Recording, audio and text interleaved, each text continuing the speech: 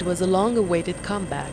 Foreign firms are preparing to return to Mexico's oil sector 76 years after they were kicked out of the country.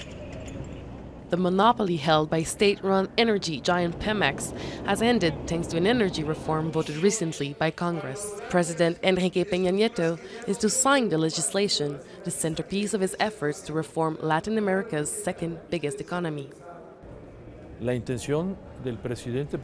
president's goal is for Mexico to become an energy power, and we are giving ourselves the tools through those laws to make it happen. The reform will allow foreign companies to sign profit-sharing contracts with Mexico and drill for oil and natural gas as soon as next year. Major oil companies like U.S. giant ExxonMobil and British BP are already lining up to enter the Mexican market, but they are doing so with caution, waiting to see the first contract's details.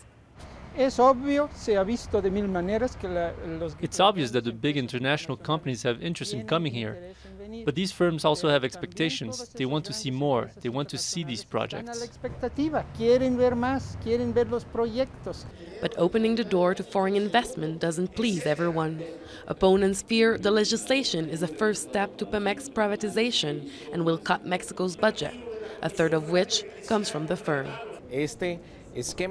This fiscal framework is really generous, and it seems to me that we are giving too much to foreign firms, and so we are risking the Mexican oil income.